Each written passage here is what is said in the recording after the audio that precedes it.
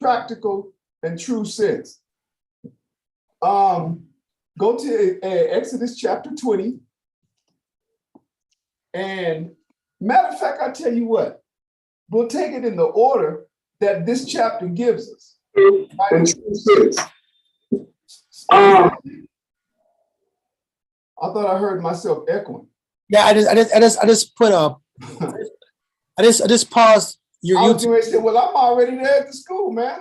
I can bounce. You're good to go. Okay, cool. So, Dalia, you gonna read for me, brother? I got you. Okay. Exodus.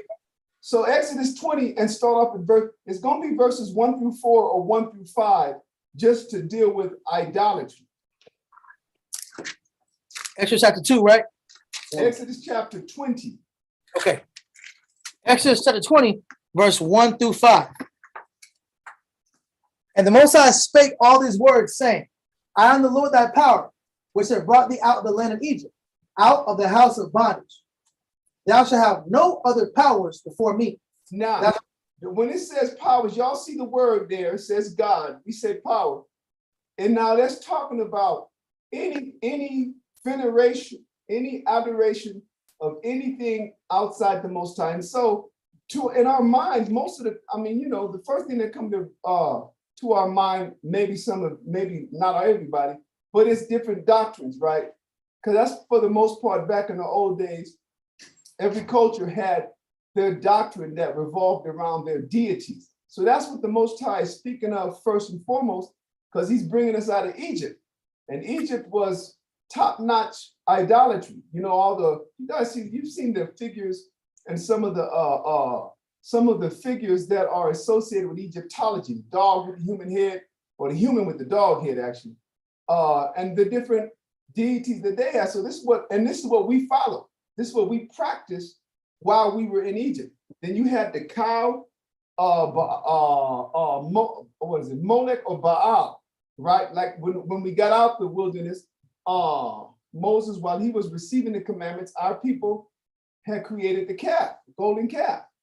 So that's what he's talking about first and foremost.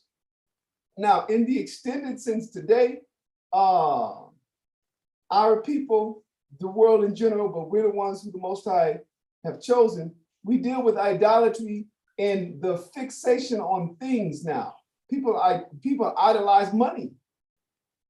People idolize the things that their money gives them. Listen, they call it that. People idolize singers. They have a whole platform called American Idol, do they not? No. And they're people who are aspiring entertainers. They want to come up and be a comedian. They want to come up and be a singer. They want to be a musician of whatever sort. They want to be an actor or an actress. And they call those idols. American Idol. How many times have any of you heard someone being interviewed, a person that's famous, being interviewed, and they'll say, yeah, and my idols were, and they'll go on and name them. Carole King, Luther Vandross, and these were my idols. They don't say, you know what? These are the people that inspired me the most. These are the people, these are the artists that had the heaviest influence. They can easily say that, but I don't think the realm, the circle that they come from will permit that. You have to use, you got to use the word. Because it's just as easy to say, well, who are some of your greatest influences? Oh, Miles Davis, John Coltrane, man, and Charlie Parker, talking or interviewing a young jazz artist. But they don't say that. Listen, they say that, but they don't leave it at that. They'll say, well, my idol, he was my idol. That's why he was my idol. Why? Because that's the person who they truly venerate for what they do, and they aspire to emulate that person's craft. I want to play the piano like whoever, Oscar Peterson. I want to play the piano like Art Tatum was my idol. You hear people say that. So that's what it applies to today, right? You got the people that's the movement that whose doctrine is that the Black woman is God. You guys have to have heard it. No. I mean, you had artists. Barry White used to really promote the adoration of the Black woman. No. And then every every song does it. The love songs is not just about, hey, I love you, you love me, sweet love, Commodores. No, it's about worshiping the woman now. Because nobody, and I look in your eyes and I see the sunrise. No, I don't. You are everything and everything. Yeah, you are my everything. No, what if, nigga, you don't need that else. You don't need food, you don't need air, you don't need clothes. You don't need a bathroom, you don't need a shower. You actually made a song about that. Yeah, you don't need a bar or soap to wash your behind because you got her. No. That's listen, so when you look at now, I might hit you with it. So when you look at romance, I'm not knocking people loving, come brother Amiyataza. Hey, Shalom Amiyataza. I'm not knocking. Shalom Amiyataza. How you doing, brother? Good, and yourself? Hey, doing good, brother. We're in Exodus chapter 20. So I'm not knocking love, because those are the songs that used to kind of inspire people and keep, those were the songs that indicated back in the day the sentiment, generally speaking, that Black people had for each other. And that was what, it was truly the spirit of love, whether it was a party song or whether it was a romantic song that made the party. If y'all could remember house parties before the shooting days. Yeah. I remember those. I remember house parties before they became a target range for the Crips and the Bloods. And so it was the spirit of love. So I'm not against, quote, love song. But look at what the love song do. And it's never toward the man. The love song is designed to take the woman, pedestalize her, and attribute to her deity, qualities of deity. She doesn't make the sun rise. She doesn't make all the little things, and you don't, but if you ask me, I'll go up and get the stars and bring them down to you. No, you won't, nigga. You only got a 36-inch jump. What are you talking about? Vertical leap. But I'll get a star. Now you're lying to her. You can't even touch the net from the basketball rim, and you're trying to tell me you're going to go up there and bring her down a star.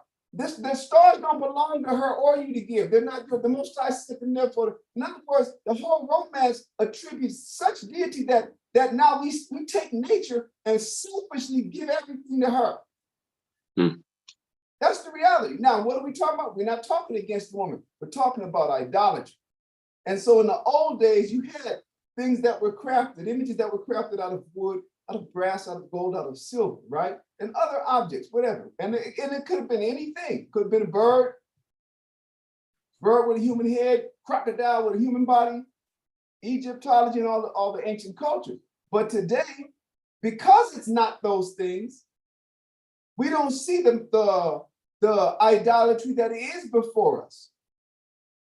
We idolize or we worship cheap jewelry. They call it bling, and you ain't nothing until you got some. We idolize just the woman's body. Men idolize their own bodies, and bodybuilders, what is that about? It's about crafting themselves after the form of athletes.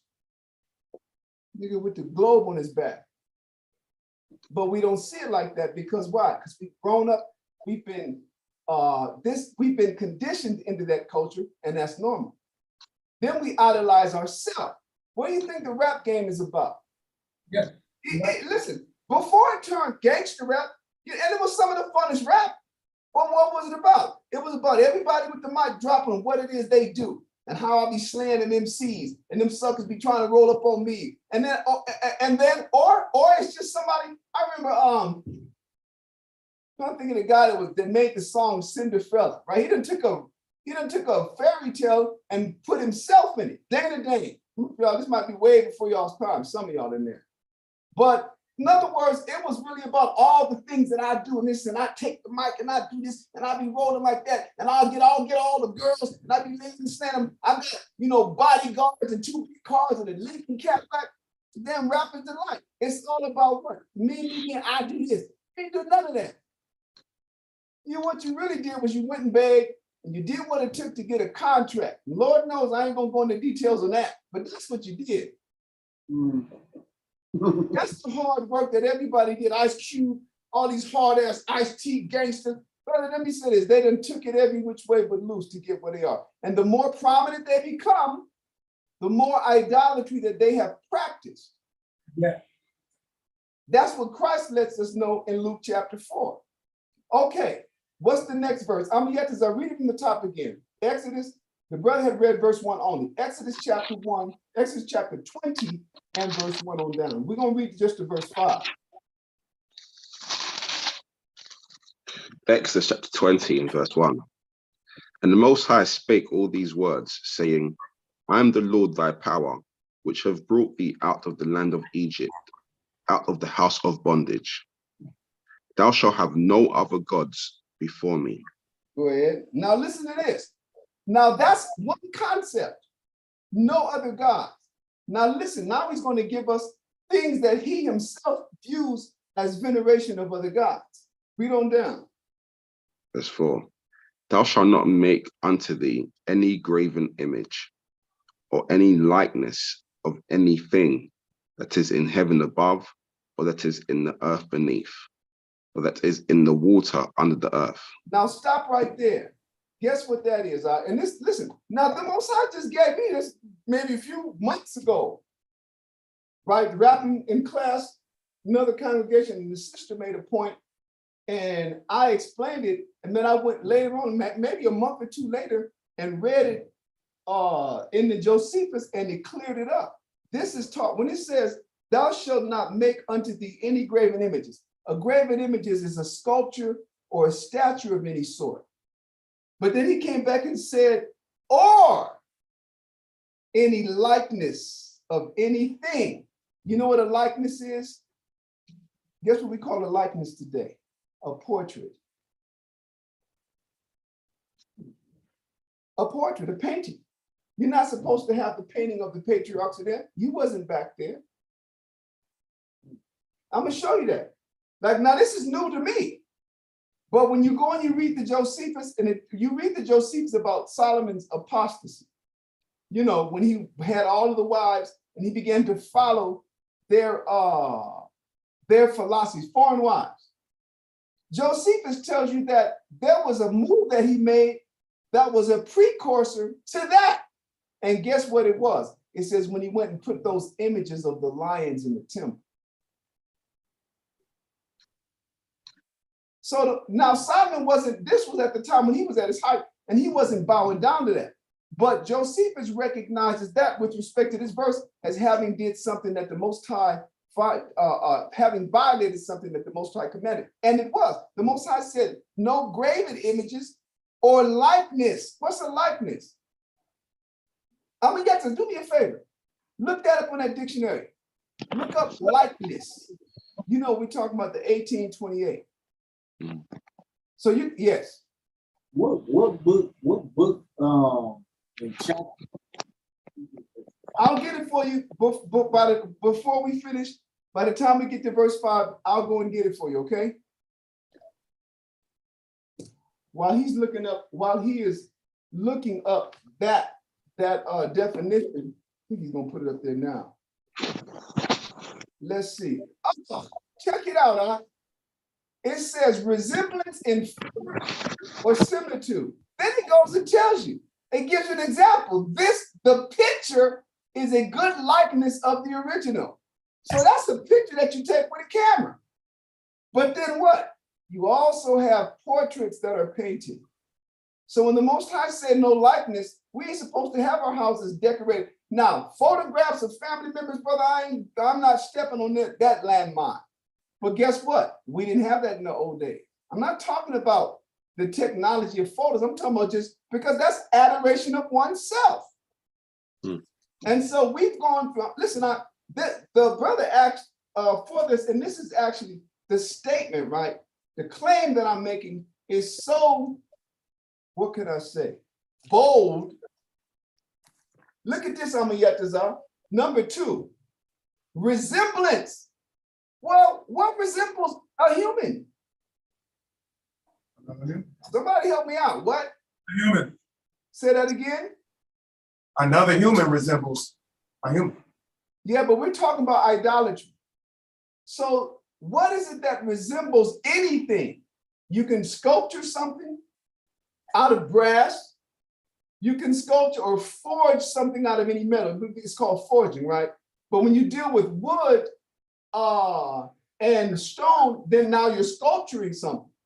That's what verse the top of verse 4, thou shalt not make unto thee any graven image. That's what that is, a graven image. But then it comes back and says, or that means added to that, any likeness of anything. Then it goes on to say that is in heaven above, or that is in the earth beneath, or that is in the water under the earth. So that means what? Where are we? We're in the earth. You're not supposed to, no? And so you got people like, for instance, the Galveston Giant. They got a statue somewhere in Galveston of Jack Johnson. We're not supposed to have that. Now, of course, that's Esau. I don't know, it might have been the brothers in Galveston being proud of Jack Johnson, by his achievements. The bust of Martin Luther King in different places. Where do we get that from? We get that from Rome and Greece, all the busts of their Caesars and their kings and their emperors. The Most High, we didn't do that. Now, those are graven images that I mentioned.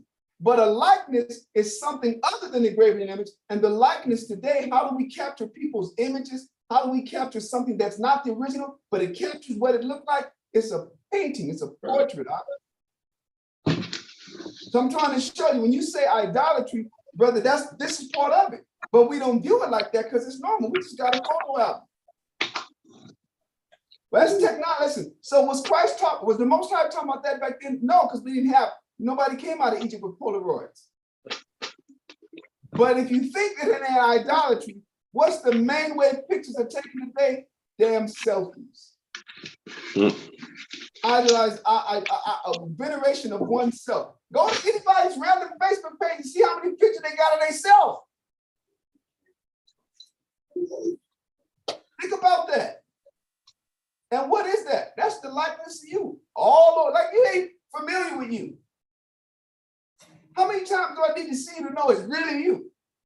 The only thing different be the shirt. You got the same smile unless you had a fight last week, you got a tooth knocked out. Nothing different. Just a different shirt, different angle, different time of the day, so the shadows are cast a different way. That's what? That's self-veneration. Now, y'all be patient with me as I look for this. I know where it is. I just have to, hold on, let me get it. I'm gonna find this for this brother, for all of us actually.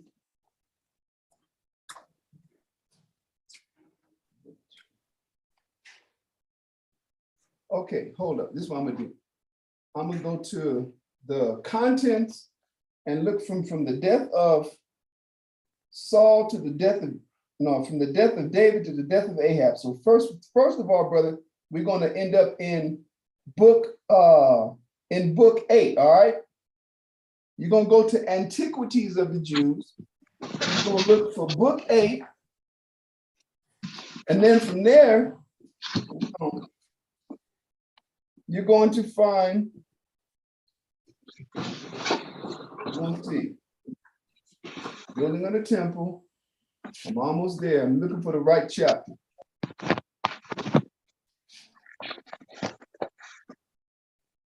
How Solomon removed the ark into the temple. We're getting close, y'all.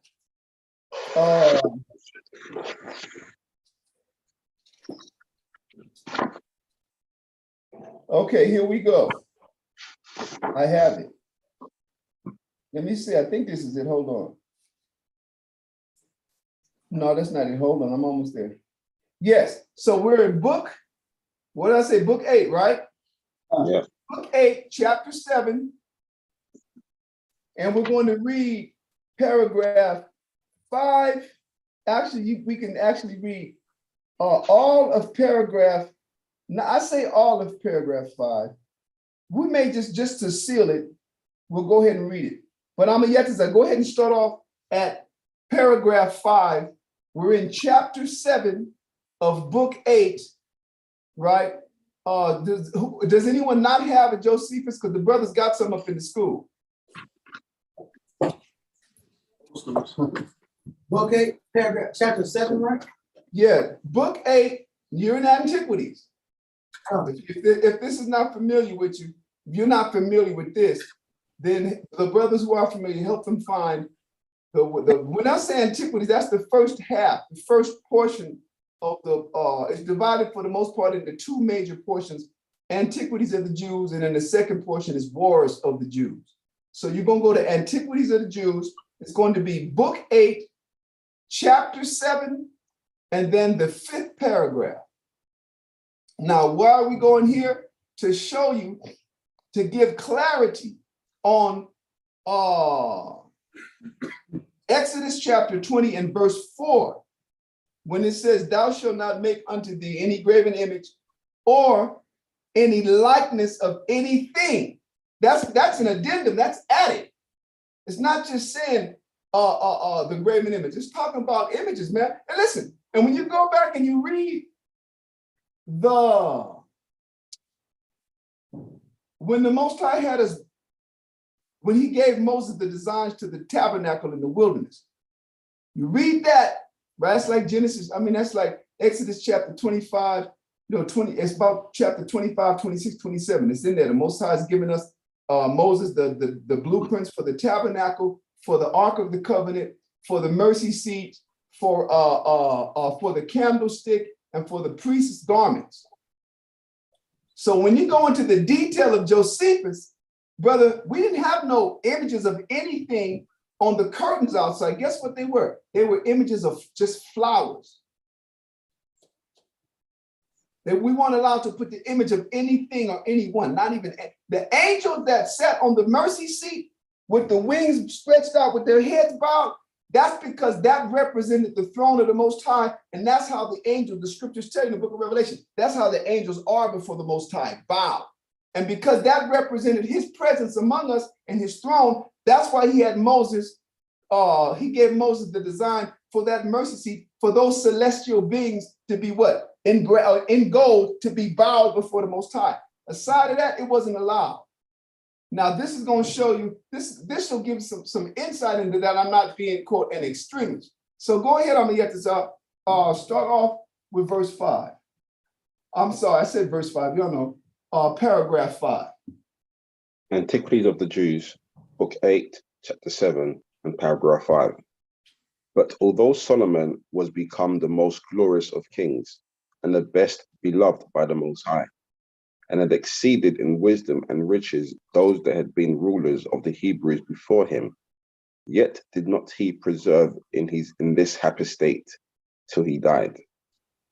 Nay, I'm sorry, not you. I'll let you know when.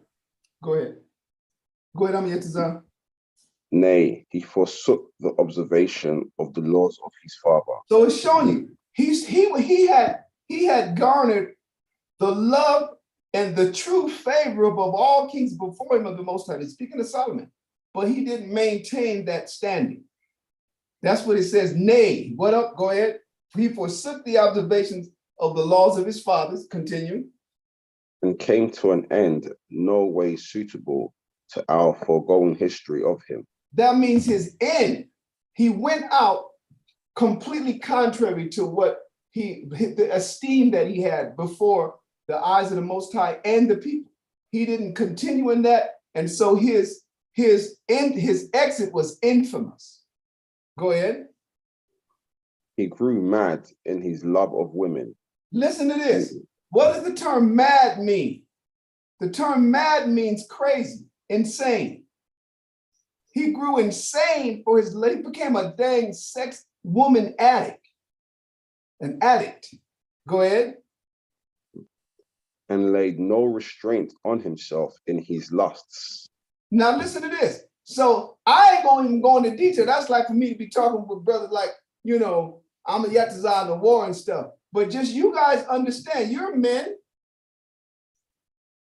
You have nature that when the right woman, the right type, the right body, the right hair, the right eyes, it'll pull that out of you. It said that Solomon didn't exercise any restraint. So I'll let each man work with that one. I'm gonna get this up with their own imagination. Go ahead. Just tell you that's not something that I'm going to venture to break down. If I break it down, it will basically be based on my extreme imagination and even my sins concerning women. And Solomon did more. He did worse. I ain't been with no 1,000 women. I might have had 1,000 arguments with 3 of them all together. But Solomon was with 1,000 women, brother, and exercising no restraints. So they was wearing his spirit down. Go ahead. Nor was he satisfied with the women of his country alone, Continue. but he married many wives out of foreign nations, Sidonians and Tyrians and Ammonites and Edomites.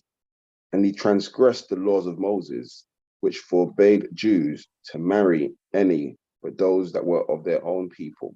Go ahead. He also began to worship their gods. Boom. So what was the capacity that the Most High, when they say Moses, we know it's the Most High. The Most High used Moses as our legislator to give us the law. The capacity that Israelite men could operate with a woman out of his nation was nothing more than a concubine. Now, I said nothing more, meaning she could have been cleaning clothes and doing all this other stuff, but concerning sexual relations, they were allowed, but not to have what? Not to have that level of love as a wife. That's written in the scriptures, right? So he was not wrong if they had maintained the status of concubines, that would have been all right. And then add to the fact that he would not, had he not, which was the most important thing, fall into their philosophies, practice the idolatry to their gods. That's what he did. Read on down. He also began to worship their gods, which he did in order to the gratification of his wives. Stop. To the gratification means to please them. Wow. Yeah, this was about them. So and that's going to tell you why. Read on down. I mean, you have to say to the gratification of his wives. And out of his affection for them. So he had to prove to them that he loved them. Mm. And they wanted what? They wanted, well, you got to worship my gods. Now this was, go ahead, Amiyakazan. And I was just saying, today they tell you got to worship me. Yeah, and they may not even say them words, but they'll worship me, but that's what they want. Yeah. Anytime somebody keep asking you how pretty, how much do you love me? Never mind. How much can a human being be loved? But they want to hear you start saying poetry. What they want. They want you to worship them. And men have grown the same, but for different reasons. They think because they can jump high, think they're supposed to be venerated. They think that, and they get it. When you got guys arguing over the greatest basketball or all-time leading scorer, and you start talking about, well, there was only 16 games back then. But that's those men worship these guys. Yeah. Mm-hmm. All this nigga did was run up and down the court for however many years of his life while his knees lasted in underwear, putting a rubber ball through an iron hoop with a net under it. Why the net? So that you could really, because it would be in question, those clean baskets, whatever they call them, the clean shots where it don't even hit the rim, that would be questionable to many spectators. That's why the net is there. The net is there as a verification that it actually went through. And then when that net snapped, that means it didn't touch no rim, right? This is what a guy's worship a dude for. Another person will worship another dude for being able to take a oddly shaped football and make it into a certain rectangular space on the field. Now he's going to be worshiped because of either how fast he did it, how many times he did it, how many carries as opposed to how many yards, how many seasons he played. And then they turn around and they taught the kids idolatry by putting what? Baseball cards, football cards. I had them when I was little back. Jack Tatum was my man. Jack Tatum cards. That's section. That's idolatry, and we were raised and brewed in it. But we didn't see it as such. But what did this dude do? Did he ever pay any rent? Did he stop by any of the foster homes that I was raised in? No.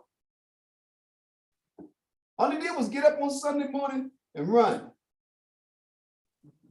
Need do nothing other than what Forrest Gump did. Nigga just ran. Let's be real. He just ran. He was a good runner though. I mean, if I could get $1 million a game for running, I would do it.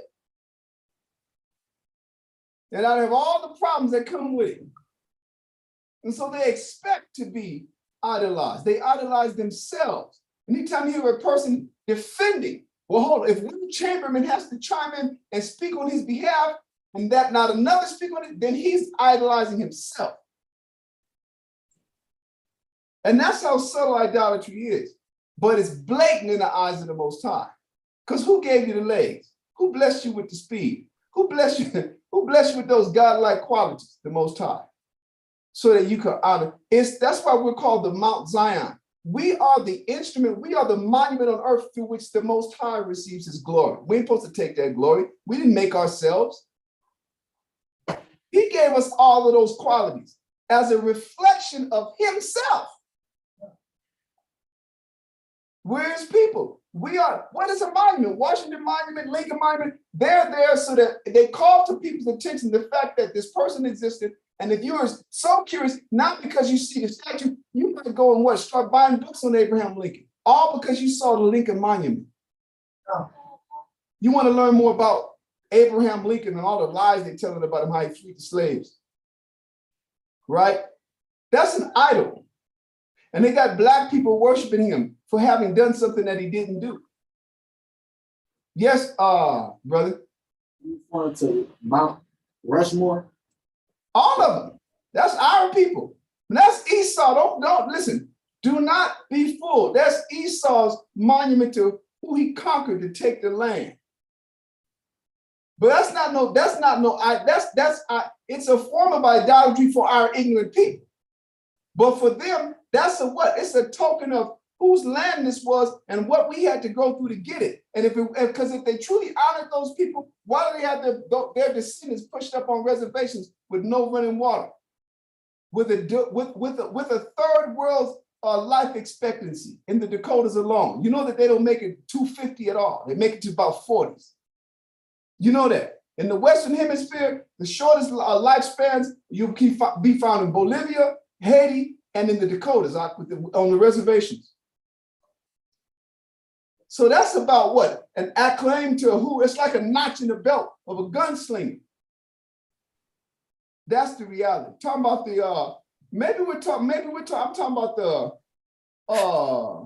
who do you call it? It's the presidents, right? Mount Rushmore. Yeah, that's the one with the four. I say one of them is Lincoln, one of them is Washington. Or am I wrong? Is one of them Roosevelt? Abraham Lincoln is on there.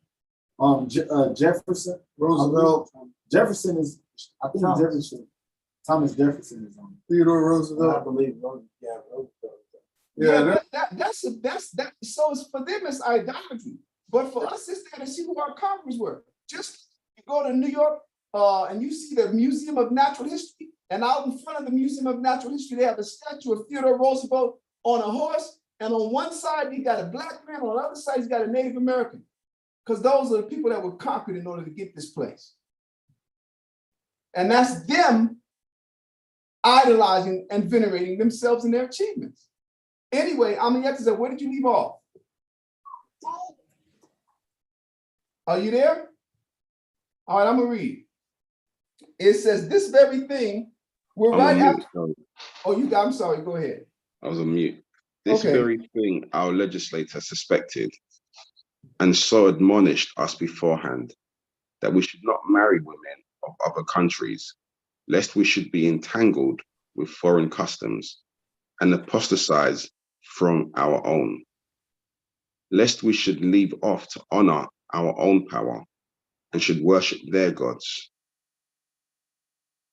Go ahead. But Solomon was fallen headlong into unreasonable pleasures and regarded not those admonitions. That For means, when- brother, it was about what? Following what pleased his body. Continue. For when he had married 700 wives, Dang. the daughters of princes and of eminent persons, and 300 concubines, and these, besides the king of Egypt's daughter, he soon was governed by them. Meaning they controlled him, Mm. governed by them. Just like the government control our asses and say, you can't drive this car unless you show me you got a license. You can't drive unless you got a license. You can't drive this specific car unless you can show me you got the license and registration for it. That's called governing. You're being controlled. We're all being controlled. They controlled him. Continue. Till he came to imitate their practices. Go ahead. Now listen to He was- this. He was forced to give them this demonstration of his kindness and affection to them. So they wanted proof of how he felt about them. And so that's what he had to do. And it says he was forced. What woman could force a man to do anything? He was broken. That's what he's telling you. They broke him. Because ain't nobody said, all right, Solomon, he's running around here tapping out and shit. No. And got him in an arm bar. No, the force was what? He was so mad and insatiable for his lust that all they had to do was not give him none. He could have said, well, you know what? I got 999 problems, but a bitch ain't one. And he could have went to the other 999. But he didn't. That's who Jay-Z got it from, right? But Solomon didn't say that. Solomon said, I got 1,000 women and they all broke me. He could have easily said, all right, enough of you. You know, you won't see me for the next couple of years. I might pop up, you know, around the Passover. You never know. He could have did that. Because that's what they were doing. They still do it today. Something don't go right. You sleep on the couch. No, your ass going to sleep on the couch. This is my bed. That's how men have to roll. I don't care who's listening, who cares? They broke him. And so they needed what? And imagine that. Imagine 1,000 people, not 1,000 women, needing proof that I'm special. Because that's what they want. Well, what makes me different from her? So, well, really nothing. Except for the size of your hips and the fullness of your breasts and all that. So, but what did make them different? Each one of their independent customs and their gods. And so if you love, but you do this for her, imagine the first one that caught wind of the other one that's whose God was getting idolized. You did it for her. But like I said, man, he should have went to Jay-Z's 99, 99 theory. 999 other women and a bitch ain't one. So I will see you if I ever see you again. You know, so that's a lot of women. I don't even know if I'll make it back to you. I don't know if my rounds be like a doctor doing his rounds at midnight. I don't know if I'm gonna make it back to your room. But they broke him. Go ahead, Art. To live according to the laws of their countries. Go ahead. And as he grew into years. That means the older he got, continue. And his reason became weaker by length of time. Now, you know what reasoning is, right? Reasoning is the ability to come to conclusions and make inferences where the instructions aren't as clear. The Most High tell you, the fruit declareth whether or not the tree was dressed, so the trial of man is his reasoning. And I'm gonna give you an example. Like there is no law in the Bible that says thou shalt not abort a baby. You're not gonna find it. But reasoning teaches us that it's wrong. Why? Because there is a law that says if two men strive and one of them fall or hit one, let's say me and somebody's fighting and the brother hit me and I fall into a pregnant woman and that pregnant woman miscarries. This is written in the Bible. Then whatever happens to that child or that woman, the scriptures say you shall follow eye for eye. That's where you get the eye for eye from. Tooth for tooth. That means if the baby come out with a dented head, I got to prepare myself to get something hit my head and have a dented Gumby head. That's what it means. If nothing happened, then the fact that the blow that I delivered to the woman, the fact that I got knocked into it is no good an excuse. I'm the one whose contact resulted in a miscarriage. And if the baby lives and is healthy, the husband still gets to what? To exact a fine at the judge's discretion. Now, what does that teach me? That is how the Most High feels about a woman's seed, a man's seed departing from a woman and running the risk of dying or being injured, and that's an accident. So how much more severe is the punishment if it's intentional? The ability for me to come to that conclusion when that law that doesn't say thou shalt not abort a baby is not there, that is called reasoning. I'm using something else to establish the premise on how to think in this instant. And Solomon lost that. His reasoning got weaker. All right, that's what reasoning is. And the Most High said men are measured by their reasoning. Go ahead. And as he grew into years, and his reason became weaker by length of time, it was not sufficient to recall to his mind the institutions of his own country. That means it wasn't enough. You couldn't just say, Solomon, you're breaking the law. To call to his attention the institutions of his own country, that means to remind him, brother, this is against the law. You're running a risk. That process, his reasoning was so far gone that couldn't be done with him. I mean, you see this with people that lead the truth. So all of a sudden they're the law, and you can't, they don't see it no more. Y'all know brothers that have been in the truth, left, and now you see them 6 months, 6 years later, they don't even believe in Christ no more. No. Right. That's what the Most High took Solomon through as a result of his apostasy. Go ahead. So he still more and more condemned his own power. Condemned the Most High. Wow. That's some strong, That's a strong word. people don't get it. And when you read the scriptures, it tells you among the gods of the Amorites, the god of the Canaanites, there was one, it said Molech. When it mentions Molech, that means Solomon sanctioned and participated in child sacrifice, because that's how you venerate Molech. That's in the Bible. That's not here. Anytime you hear about somebody mentioning, or the Most High mentioned Molech, someone observed Molech, that means they burnt their child alive. Go ahead. And continued to regard the gods that his marriages had introduced. Now listen to this. Now he's going to talk about what I mentioned, Ma'awala. Read on down. Nay, before this happened. That means before he ever went into idolatry because of his women, he did something before that. That was wrong. Go ahead. Before this happened, he sinned and fell into an error about the observation of the laws, when he made the images of brazen oxen that supported the brazen sea. That means the brazen is brass, the brass sea, and he had that was being carried by oxen, beasts of burden, cows, bulls. He made those so that the images of them could bear in the temple the brazen sea. That was wrong. Why? We just read it. The Most High said it in Ezekiel, in Exodus chapter 20, verse 4, thou shalt not make unto thee any graven image or any likeness of anything that is in heaven above, or that is in the earth beneath, or that is in the water under the earth. So where do cows come from? Where do beasts of burden? The earth. And so this was an image graven from brass. Go ahead.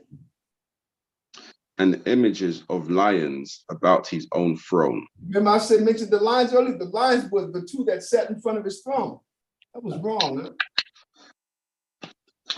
It was a form of idolatry. But he liked it as a decoration. Yes. So you saying though, you talking about the actual lion that he had coming down? No, images of lions. He didn't have no true lions. That would have been like some guard dogs. There ain't nothing wrong with that. Been better off had he put real lions. The Most High said a graven image.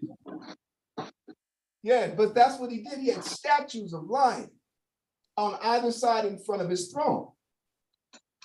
So people could see that, that magnificent presentation when they came to him. Huh? Go ahead. For these he made, although it was not agreeable to piety so to do. Piety means to righteousness to do that. Go ahead. And this he did, notwithstanding that he had his father as the most excellent and domestic pattern of virtue. That means he did that in spite of the fact that he had a perfect example in his father. All he had to do was follow his father's footsteps, and he didn't. Go ahead. And knew what a glorious character he had left behind him, because of his piety towards the Most High.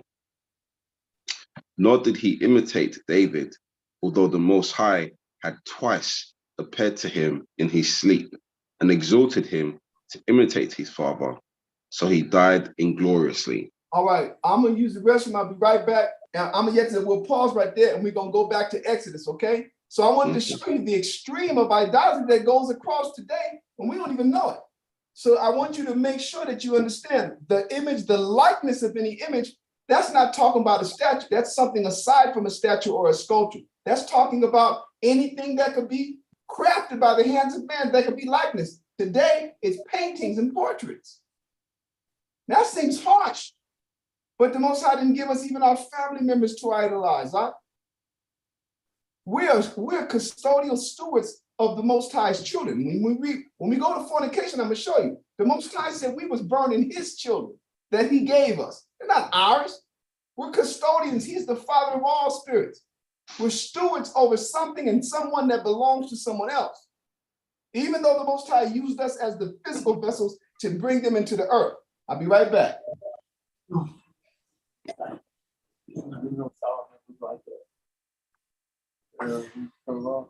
Hey. Hey man, I don't know how you can do that with.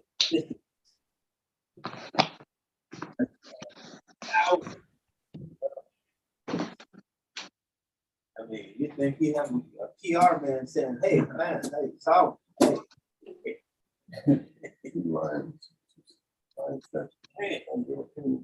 Oh, yeah.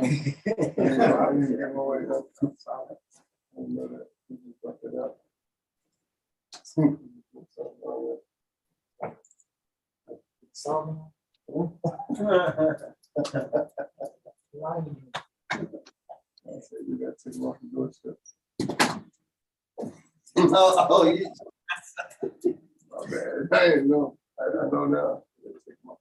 I mean, but you know, it's not our people and things, right? Without like a map. Statues, pictures. Map. To a map? No. No, that's history. That's something you can He's talking about people on the map. Yeah. Anything that's animal related. Or simple. Like, well, he said like, what's that painting called?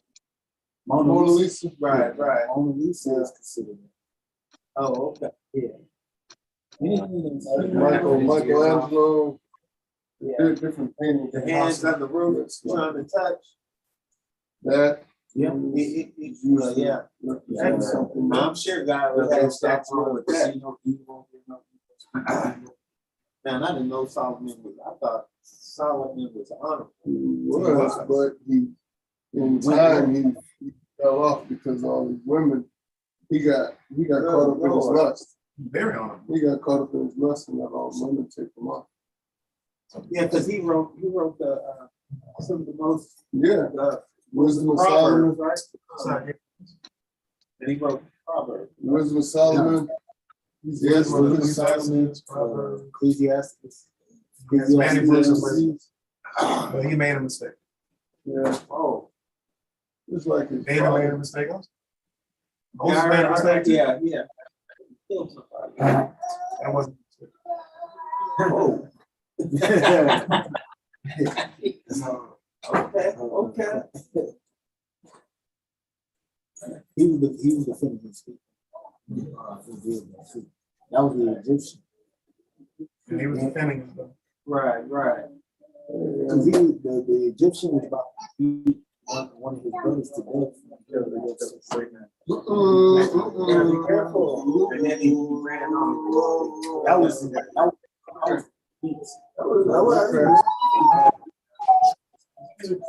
Whatever you God was like, okay. Finish his point, but hey man, see, this is a book that's not in the Bible. This is not Bible. Difference. That's a historical reference. Oh, okay. So you use this as a piece to help give to paint the picture more vivid. Counters imagery. So some of this stuff is not completely accurate. Right? So it's not meant to be. It's meant to be taken with a grain of salt. Okay, I see. You know what I'm saying? They can also bring it down. Okay. We use it because it parallels scriptures. Right, right. It's Okay. reference books and backs up the scripture. Okay. But it's not the main source that you go to for God's information. word. Lord, exactly. Okay. Okay. We use two right here. But this is God's word. Yeah, remember? So this is, remember in 1611? Right. So this was originally printed in. Oh, okay. Okay, they just So separate. Esau took it out, so we wouldn't. lost books. Right. So Esau took that. Okay. Sometimes, you know, it's a lot of information. The Apocrypha out of the Bible, the Apocrypha books out of the Bible, because How many? Esau took the books of the Apocrypha out of the Bible. Yeah, you count the chapters, and I think it's And if you get like a Zondervan dictionary, it tells you the Zondervan compact dictionary. You look at the definition of the KJV and how it got translated. It breaks down how it got translated. So this is good. Okay. Okay. So this is 1611. Okay. that's one. I don't know if I'll bring that up. This is more, All righty. Now, oh, I'm sorry. All right, we ready? No, we were showing the Kawakab. Yes? We were just showing. We were showing brother something about the Apocrypha. We kind of got into a discussion about the Apocrypha and the book of Josephus and why we use those. Okay. Yeah, okay. You guys are explaining sufficiently? That's what we were kind of in the middle of. Okay, yes, it's just like a secular, the Josephus is a secular account of the biblical history. And it goes literally from Genesis, from the creation all the way to the destruction of Jerusalem. And then things revolving the destruction of the cities and places out the how can we put it, the place that we live outside of Jerusalem. That's the span of the history that it covers. And so it provides, like we're reading here, it provides a lot of detail. It's just added wisdom. You know what I mean? From a now I say secular because this is not a holy book. It's not prophecy. So he's given us a historical account. So it actually is very geopolitical. Like what we're reading right now, we're reading geopolitics in Josephus.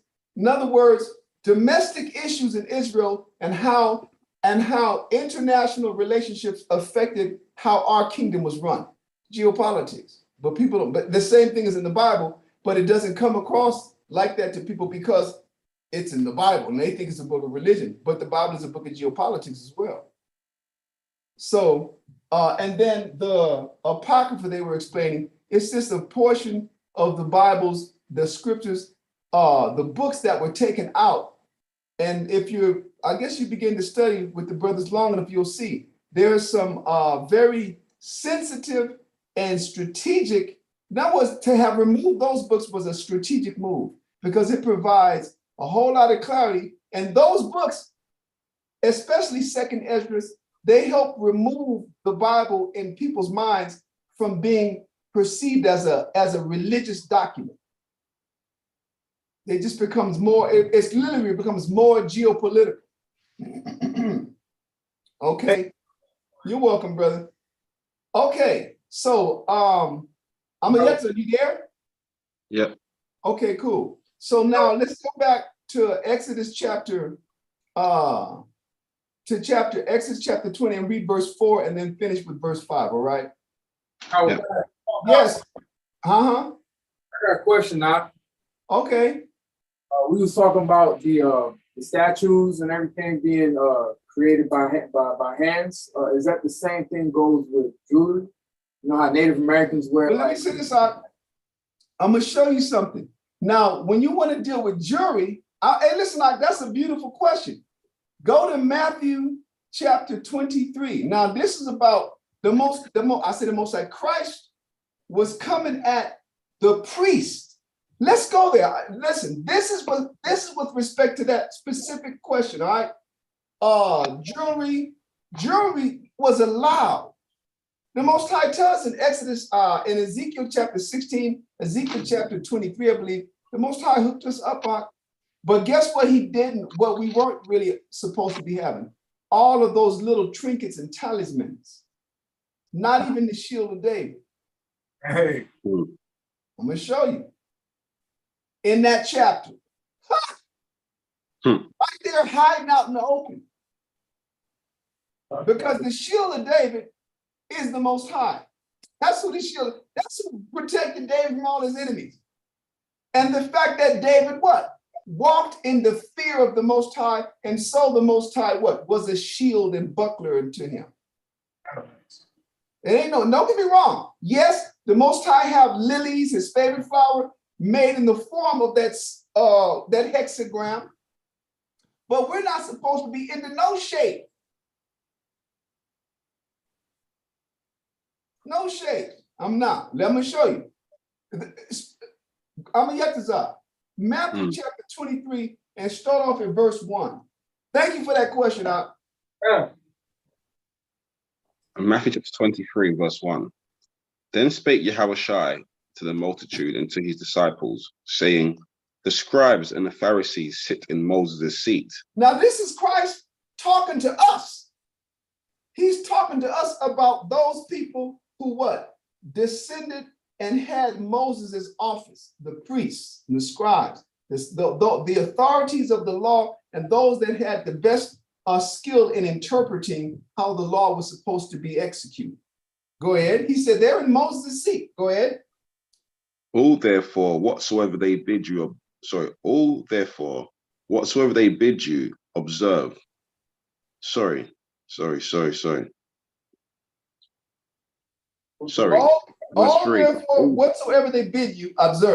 Yeah. That it's observe. Weird, right? I'm sorry, it's just late. Verse 3. All therefore whatsoever they bid you observe, that observe and do. That means whatever these people that was in Moses' seat instructed us to do, you guys have to obey it. Do it. Go ahead. But do not ye after their works, for they say and do not. In other words, that means he said it's better off when it came to the Pharisees, it's better off to obey and do what they say, but don't follow their examples. Don't emulate their practices because they'll tell you to do something that they don't do. They're telling you to do the right thing, but they're not doing the right thing themselves. That's what Christ is telling us. Now he's going to give us some more on them. Go ahead. Verse 4. For they bind heavy burdens and grievous to be borne, and lay them on men's shoulders. That means listen, they ain't just talking about physical work. It's talking about the demands that they had Israel under as well, that they wouldn't do. Go ahead. But they themselves will not move them with one of their fingers. Continue. But all their works they do for to be seen of men. Now let me see this out. This is what is rampant in Israel today. Listen, it's always been there. Make sure you ask yourself the question, am I performing what I perform to be recognized by men? Or am I doing it so that the Heavenly Father will see me? And you answer that question to yourself sincerely. That's why, people, let me say it like this, when you are sharing the work that you do, make sure you're trying to fish for men, because you got people that I used to see, like guys, that'll go on the street speaker and then they'll post 30 seconds just so that you could see that they was there in their little garments. And nigga, what is 30 seconds gonna do for anybody? It wasn't about teaching. It's about letting you know so people can have an image of you doing the work. Because if you're doing the work, do the work. You ain't got to post nothing. The people are right there in front of you. And that's what's going on big time in Israel. Read on down. Now he's going to tell us about these people. Now he's admonishing us so that, what did he just tell us? Don't do what they do. That means don't emulate their works. Don't practice their practices. Go ahead. Verse 5. But all their works they do for to be seen of men. They make broad their phylacteries. Now stop right there. Stop right there. Go look up phylacteries. I'm going to get my dictionary too, but look it up. I'm going to have to put it up on the screen. Now the dictionary that I was putting up comes from the Noah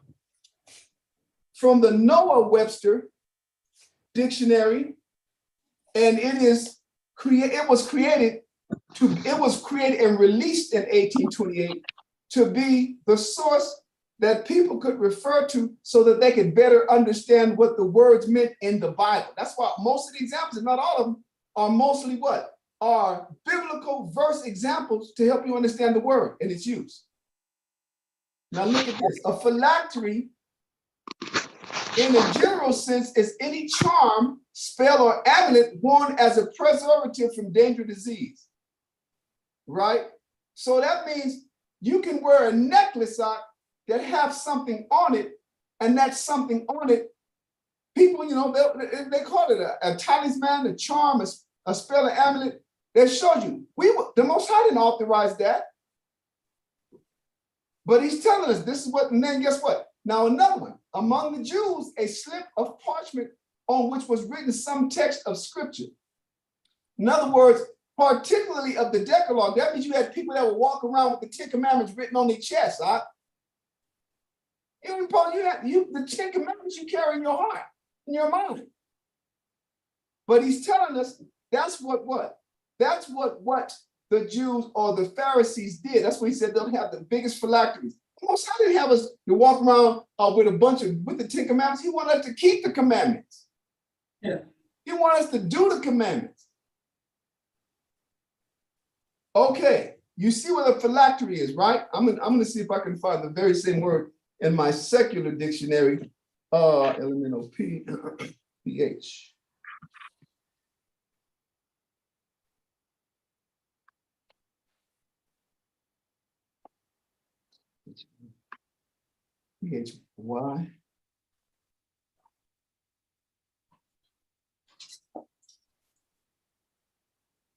No question, Carl. Huh? So say if I get a shirt made with scriptures on it, is that what it's talking about? With a phylactery? Yeah, listen, if you living like the Pharisees, yes. Remember, he said, don't do what they do. Did the Most High demand that we walk around with the 10 Commandments on us? I know guys that got the 10 Commandments tattooed on them. Yeah. When the law says we ain't supposed to put any markings on our body. So that's not necessary. But he's talking about them making a show to be seen of men. Is that why you do what you do? You understand what he said? Their practices. But there's no ordinance that the Most High gave us to walk around. He told us that the law, statutes, and commandments would be frontlets about our eyes. He didn't say put a book there. He was talking about they would be used to guide us. They would be used to establish what our holy perspective was concerning anything. Frontlets before thy eyes. They said the word of the Lord is a lamp before my feet. You gonna put them candles on the tip of your shoes? I'm just saying, it's just the Most High want us to be the book. I'm still looking for phylactery. Hold up. Yeah, phylactery. So listen to this. The first definition that says Judaism, either two small black leather cubes having leather straps and contained a piece of parchment inscribed with verses. That's that little block that they be putting on their heads. Now, did the Most High, the only thing that anybody had on their head was the high priest that had the mitre, and in front of the mitre, it had a golden band that had the name of the Most High, and that was the high priest only. All you gotta do is go back and read between Exodus chapter 20, between 25, chapters 25 and 30. It wasn't a little bitty, in the beginning was the cube, right? It wasn't no, you know, waiting for a transformer to break out one of these dudes' heads. And that's what it's letting you know. Okay. Continue on the Yatazar. So when we have these necklaces, just where you go, and don't be all in the, listen, that's what we'll get, listen, we'll get to the whole necklace in the next, what we're dealing right now is idolatry. But I wanted to show when he said phylacteries, there were things that our people wore that wasn't ordained by the Most High for us to have to do. Like the priests, they had garments and they had a presentation. But all of the things that Christ is describing, he's letting us know that those practices were performed in hypocrisy by the scribes, Pharisees. And that he said, if they're telling you to do something, you do it. Don't follow after their practices. Don't do what they do, because they do and they say and do not. They tell you to do, but they're not doing it themselves. I'm yet to Yeah. Verse 5 again. Matthew 23 and verse 5 from the top. For all their works they do for to be seen of men. Now, what is that? Hold on. That's called veneration. They want to be glorified. They want to be worshiped. Go ahead. So that's idolatry. But like I said earlier, self-idolatry. Continue. They make broad their phylacteries and enlarge the borders of their garments. Yeah, they be having the biggest borders and the big. Listen, all of the elaborate fringes. The Most High didn't ask us to just make a big old show up. And let me say this, and we know that Passover has become one of the events where everybody, the objective almost is developed into who can come and be the flyest. And I understand, because I come from that myself, I understand the concept of the Passover is coming. It unifies the camp. We get projects, we get stuff done. But guess what? Christ is talking about not going into, not making this thing about your outward presentation. It's about humility. Christ did the Passover in a little bitty old upper room, hidden around, and they all sat around the table. You know what? Let me ask you this. Who knows why Judas went and kissed Christ in the garden? Why did Judas tell the priest that the one who I kiss is him? Yeah. I want you to raise your hand, or unless you're not on the screen. Go ahead, brother, in the white t-shirt. Yeah, to identify and basically to let them know which one they were looking for. Why? You're right. Why? Because you're right, but why? So why was that gesture needed? It was necessary because he didn't stand out. Right. He wasn't an obvious figure. Listen, he didn't roll like the leader. He rolled like the servant. Mm-hmm. And so Judas was like, you're not going to know who he is. I have to show you who he is. Mm-hmm. And I'm going to let you know who he is. The man that I kissed, you take hold on. Now that's how Christ rolled, Doc. He didn't roll like we roll today, where you got to know who the commanding general is. You got to know who the top bishop is. You got to know who the top captains are. We're not rolling like servants. We're rolling like idolaters. We're rolling like auto-idolaters. We worship our fucking self. That's how we're rolling. All of Israel. You know something, that's how we're rolling. Now, how could you combat that? Let's continue to read, and you're going to see how. Go ahead, Yatazar. Verse 5. 6. Over 6. Matthew 23.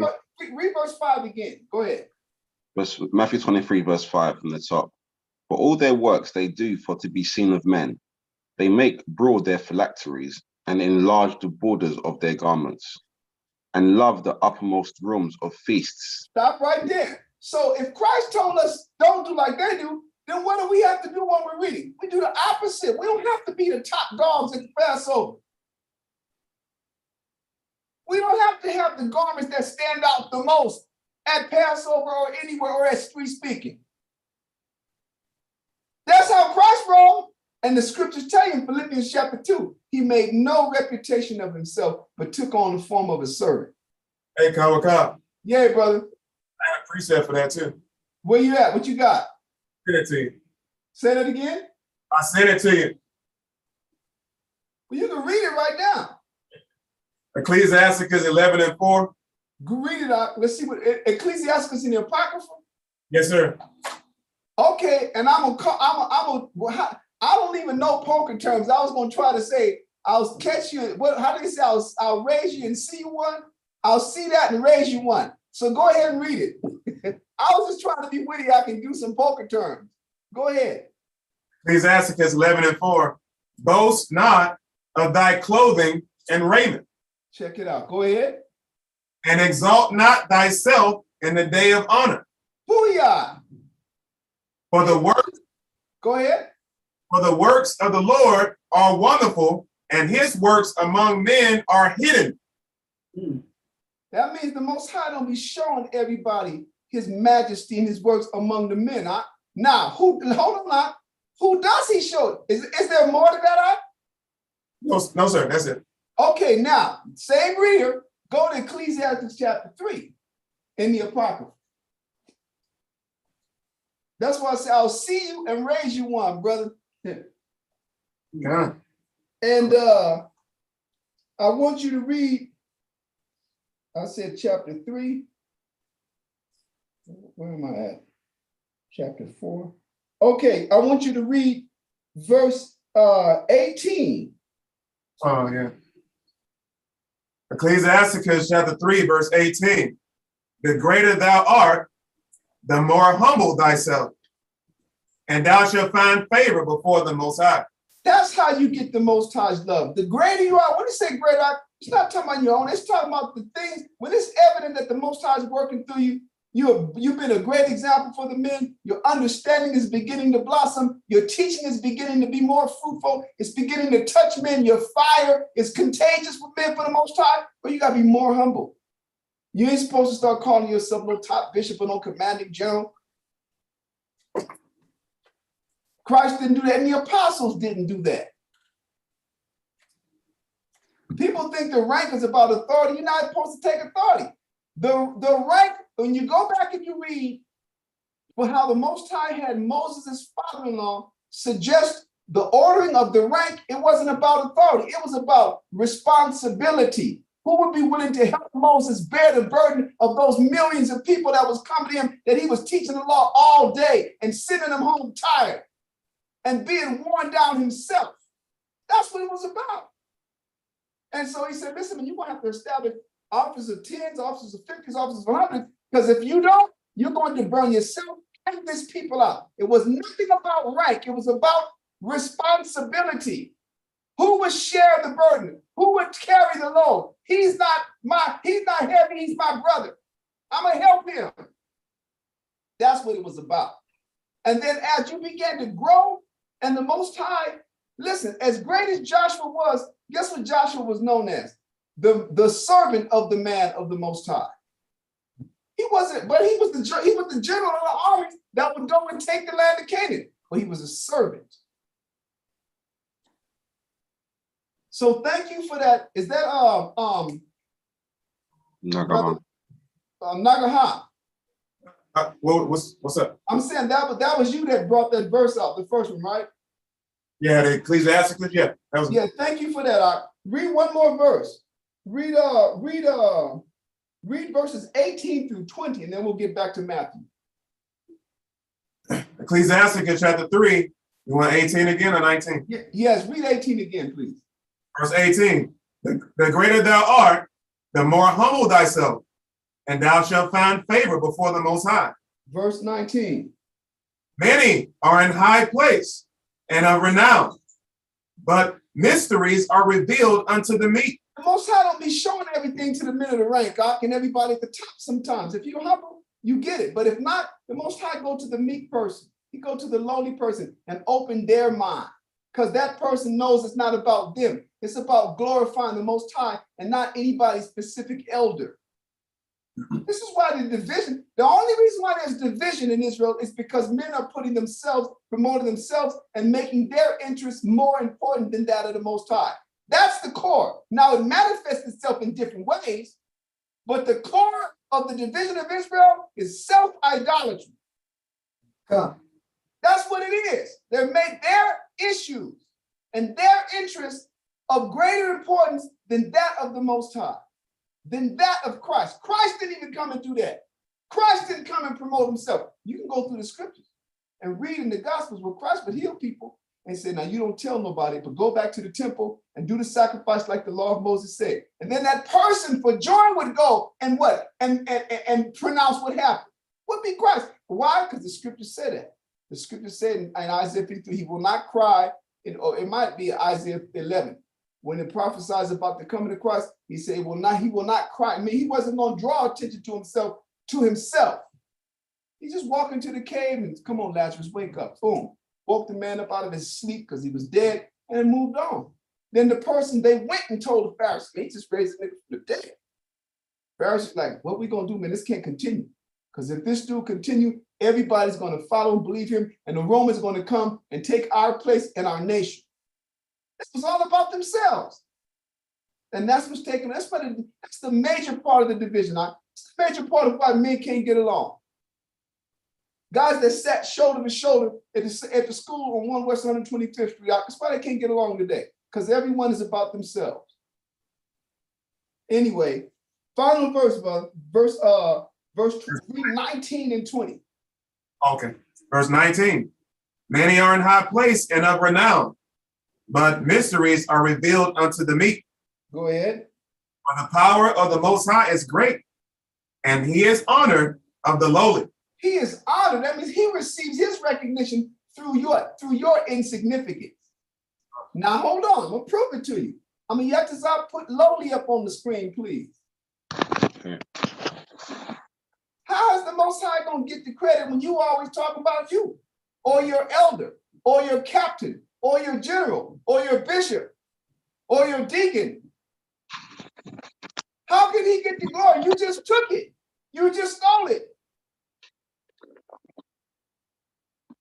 And this is what Christ was dropping. And man, he was exposing the hypocrisy of the Pharisees. Look at this lowly. This is beautiful. Number one, having a low esteem, meaning a value of one's own work. They make songs that say the opposite. Humble, free, meek, free from pride. Now, jump down to number two. It says mean. Mean, guess what mean means? Mean means average. Low, wanting dignity, wanting meaning lacking or without dignity or rank. The magic word in Israel on the Yetzirah. Y'all, I got a line that just popped up in my window. Let me see. You gonna come in? Come on. Go. Come on. Fire. Ahí viene bolas. Hold on. Yeah, that bonus is just about. All right. Number four, not high, not elevated in place. This is just beautiful, and this is what we just read in verse 20. This is what we just read in verse 20. It says, for the power of the Lord is great, and he is honored of the lowly. That's how the Most High get his honor. How can he get his honor with us always putting ourselves in the limelight? With us always wanting, the credit for whatever it is that was done, that the Most High may have used us as instruments to do. Israel is just evil to the core, man. All right. I'm a Yetzirah. Let's go back. Thank you. Thank you, Nagaha. Yetazah, let's go back to chapter what was that, 23 of Matthew? Yeah. And read verse 6 again. Matthew 23 and verse 6. And love the uppermost rooms at feasts, and the chief seats in the synagogues, and greetings in the markets. So now all that taught me is that, you know what? When I'm in the gathering of the brothers, even if the brothers ain't coming, we got to see, I'm gonna sit among the brothers. I had to grow to that just over the years, over the decades. I didn't start off like that. I walked in the same trajectory that we were raised at the school. But then the time comes where the Most High cuts your umbilical cord from man. And you got to get into the umbilical cord of Christ and feed off the book itself. And then when the teachings of the Bible come into conflict with anything that you've been taught by man, damn the man. Stick with the book. You know, Christ, if we were to continue, he would start talking about the traditions that the Pharisees had that they made more important than the laws of the Most High. So, okay, now, brother, I hope you got a good enough, or let's say a decent enough concept of idolatry, because that's what all that was. Go back to Exodus chapter 20, right? And we're going to just tackle in verse 14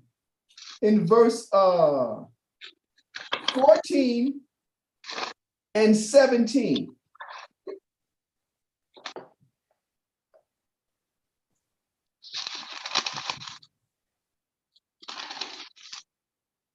Exodus chapter 20 and verse 14.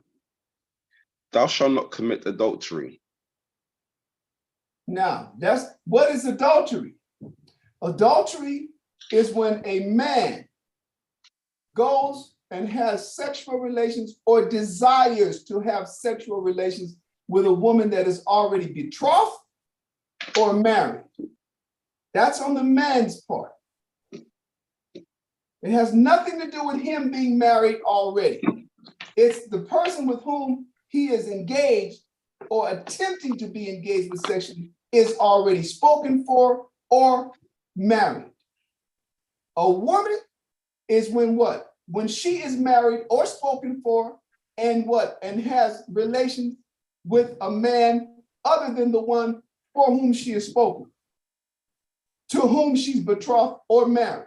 It's that simple. Then we can go through the scriptures. I'm gonna call your attention so that you know where to go, right? You guys can go and read about David and Bathsheba. Now, how did that start? You read verse 17. Yetazah, read verse 17. Verse 17. Thou shalt not covet thy neighbor's house. Go ahead. Thou shalt not covet thy neighbor's wife. Now, stop right there. The term covet means to desire. Now, as you read down the verse, it'll tell you, long story short, thou shalt not desire or covet anything that is thy neighbor's. But if you happen to be, if the item of your neighbor that you covet happens to be his wife, that is adultery in your heart. That's what Christ is referring to in Matthew. Christ, if you look upon a woman with lust and have lusted after you commit adultery, it's not talking about you commit adultery if you look just because you looked at a woman. How else do men and women get together? The conduit or the caveat, the determining factor is that you have knowledge that this woman is already spoken for, she's already betrothed, and she's already married. That's what makes the woman that you lust after in your heart. But if you lust after, the term lust means desire. If you desire a woman, if you lust after a woman that's single, how else? Then step to her, talk to her, go to her father. That's not adultery. That's how people get together. You know, because I mention that only because people misunderstand. Can you find that for me? In Matthew, it's one of the Gospels where Christ said, it had been written in old time. Let me see, that might be chapter 6. You see that? He goes down the line of things and he says, it has been said in old times, thou shalt not, and then he goes, but I say unto thee that if thou lustest after a woman in your heart, So people run around and thinking that you got to wait for a woman to drop out the sky like a piano on you or something. No, you could desire a woman, but it comes with the understanding that you know she's not married. And if you step to her and find out that she is or engaged, you're going to be going down that nigga line to I don't see no ring. That's what people do. That's the culture. The woman say, I have a boyfriend. Well, you ain't married. Yes, she is. That she is spoken for. That's just the term that they call it, boyfriend. It ain't no boy, it's a man. He might act like a boy, but that's his woman. Sex with him to be considered spoken. No, listen, if they have sex, they've consummated, it's concrete. But if they are spoken for, that's why, listen, and that's why the thing is so, the ignorance, the scriptures say, my people are destroyed for lack of knowledge. The whole dating is not dating. Dating is whoredom. Because the woman be with the man, kiss him, let's say she never have sex. She do everything, they do everything, and dry humping included. She just ain't having it. I'm just speaking for those that won't go and actually commit and have the sex. These relationships exist like the little teenagers, 15, 16, 17, run around here getting erections, hormones flying all around the place, dry humping and stuff. Damn, he better marry her. He done already did it in their clothes. I'm just speaking of stuff, you know. Come on, y'all. We all was boys growing up trying to chase the girls. Well, I gotta be fake now. What's my white? I gotta go and put on my damn Catholic collar now for y'all. Okay, brothers. Shit. Damn. Y'all know how we operated, how we roll. So I don't have to play, right? So we did everything. And all of that was whoredom because we were brought up in a wicked system and we don't know it. The scripture, my people are destroyed for lack of knowledge. So all the little goodies we got, but without actually getting the goods, brother, that was whoredom. The first woman that we get with and we commit to, brother, that's the Most High see her as ours. That's why, listen, I'm going to prove that. So I'm did you find that verse? Yeah, Matthew 5:28. Okay, before you read that, let's go to, what is it? Is it Deuteronomy chapter 22? Where if a man be betrothed, if a virgin be betrothed, if a man find a woman that is not betrothed or that is betrothed, I want the one that's betrothed. 28. And Deuteronomy. That ain't Deuteronomy 2. What is it, 20 what? Well, Exodus 22 and 16. I'm sorry. You talking about Deuteronomy, my fault. 20 You and 22 said and 28. brother, that's slavery. Come on, everybody know that one. Come on. He meant 22 and 28. There you go. That's the one I want. But hold on. 22 and 28. That's if a woman is not betrothed. So in that chapter, let's see. Let me get there. I want the one where the woman is betrothed, because betrothed means just that. That means today they call betrothed engaged. Verse 25. Read it. Is that the one? But if a man find a betrothed damsel in the field. There you go. Go ahead. Now this woman, in today's standards, this woman has a boyfriend. Now don't get me wrong, she's ignorant because in her mind, it's just a boyfriend. So we're not engaged, we're just going out, we're dating. Brother, all of that is whoredom. We didn't do that in Israel.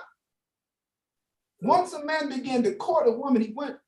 Now the standard was to deal through the parents, particularly the father and the brothers if she had any. That's what the scriptures teach us with Rebecca, Isaac and Rebecca, not Isaac and Rebecca, but Jacob, yeah, Rebecca as well. The bomb was involved in that. Scriptures tell you that. Genesis chapter 24, right? So today there's so much more freedom and no supervision that we're not being taught. So I'm gonna have to go ahead and call that verse out again and read it. Deuteronomy chapter 22, and you said verse 25. Yeah. But if a man find a betrothed damsel in the field, and the man force her and lie with her.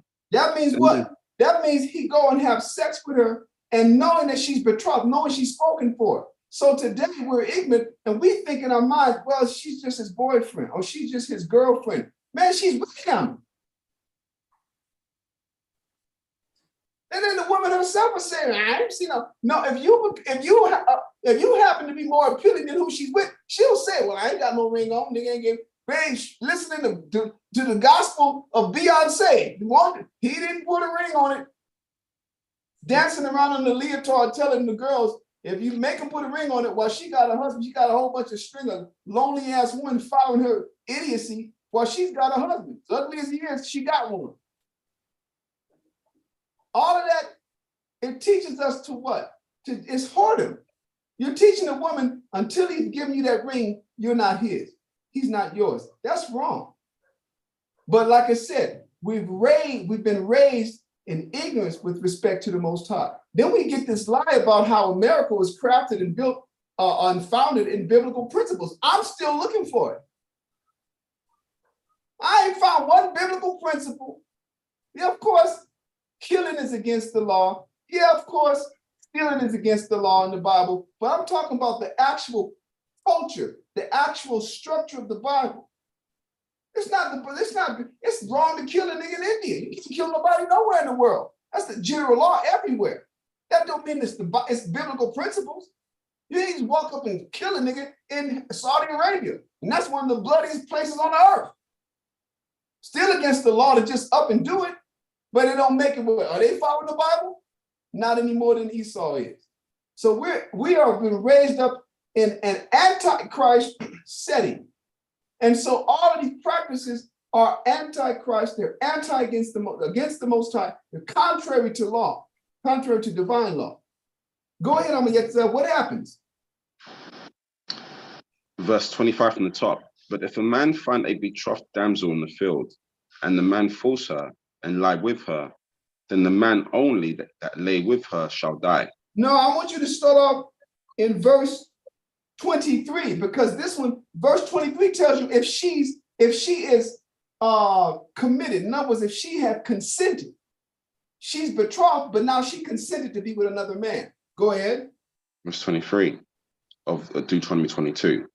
If a damsel that is a virgin be betrothed unto an husband, and a man find her in the city and lie with her. Now, why does he say a city? He's talking about an urban, populated area. They often some little, house someplace. Go ahead. Then ye shall bring them both out unto the gate of that city, and ye shall stone them with stones that they die. The damsel, because she cried out, because she cried not. In other words, she's in the city. If she was being forced, she's betrothed, and she's with another man. She ain't married yet, so to speak. She's already spoken for. She's engaged. She's promised to someone, even if by her parents. That's normally how it was done. If she's engaged, she gonna die because she was in a place where she could have, if it was really against her will, if it was not her consent, she would have cried out, and because she's in the city, somebody would have heard her. That's what the understanding is. So because she didn't cry out, what happens? She gets to die with the man. Go ahead. Because she cried not, being in the city. See that being in the city, I mean, somebody would have heard you. She wasn't crying out, she was moaning. Go ahead. And the man, because he have humbled his neighbor's wife. So thou shalt put away evil from among you. So she's betrothed, but the Lord said the man have what? Committed the act of humbling his neighbor's wife. The Lord, once you make that deal, the Most High recognizes. Read the verse above that. Verse 22. This one is specifically married. Verse 22. If a man be found lying with a woman married to an husband, then they shall both of them die. Both the man that lay with the woman and the woman. So shalt thou put away evil from Israel. That phrase at the end of each of these verses, so shalt thou put away evil from Israel. That means this is how you what? Get the evil out from among you.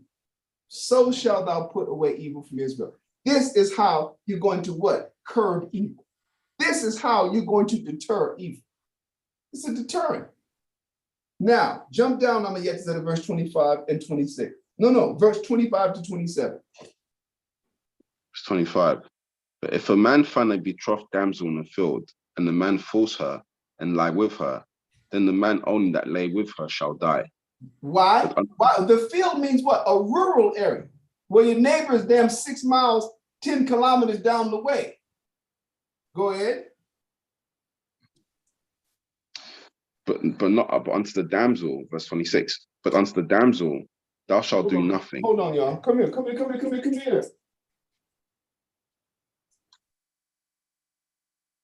Come on. Go ahead. No, why are you taking so long? Go ahead, Amiyatiza. Verse 27. No, verse 26. But unto the damsel thou shalt do nothing. There is in the damsel no sin worthy of death. For as when a man riseth against his neighbor and slayeth him, even so is this matter. Go ahead. 27. For he found her in the field, and the betrothed damsel cried, and there was none to save her. So the Most High is assuming that under that condition, she might have been guilty. But because that's what took place, that's an argument that she can raise, and the Most High will deal with her later. I gotta use the restroom one more time, brother. I'll be right back.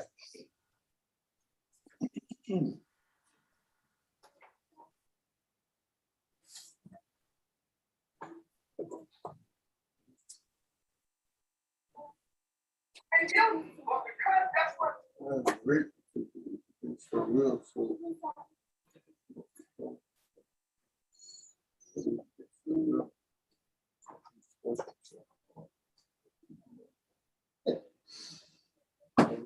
Yeah.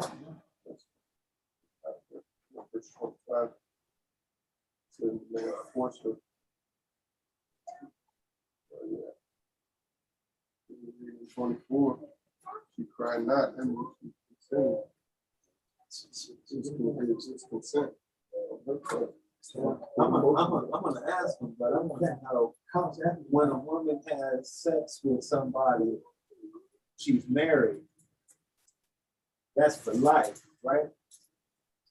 And I'm trying to see, is that for life? If she has sex with one person, she's married. Yeah. And then the Bible says, that's supposed to be it. if she get with someone else, she's in the wrong, and the man is gonna die, whatever. Mm-hmm. But you got these females out here that had sex with, so I mean, Because in the world we live in, that's how far we straight away from the Most High. yeah. That's just a testament to that. So if a brother is supposed to get with a virgin, shit. Right. Big time. Never go to Africa. Maybe in the Congo. Stay away from Congo. You gotta stay away from the bush. You're going searching in the bush. It's a dangerous place. Yeah. What's more dangerous? Here or there? Shit. The bush is more dangerous than Costco. Let's go to Costco.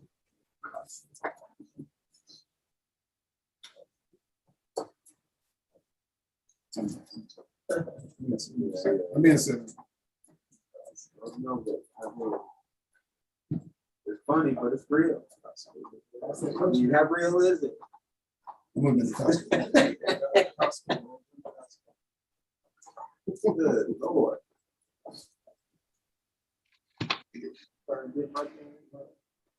Passport right Yeah.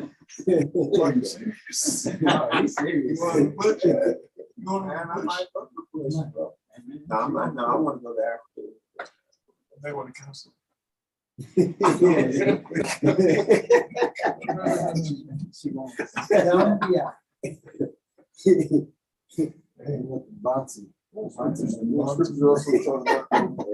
Scriptures also talk about the doing divorce.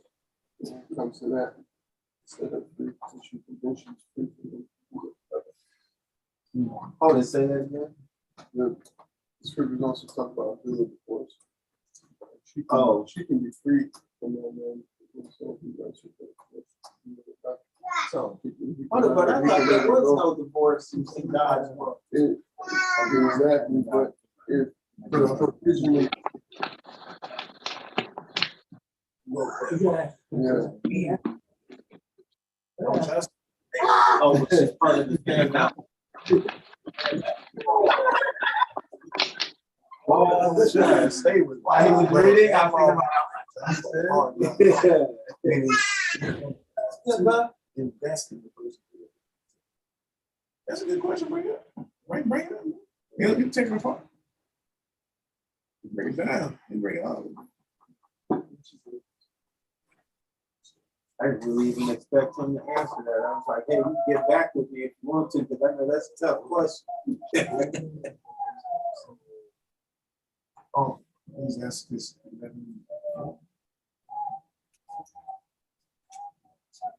All right, Amiyataza. Yeah. Okay, so now you had pulled Matthew, you said 5:28, right? Yeah.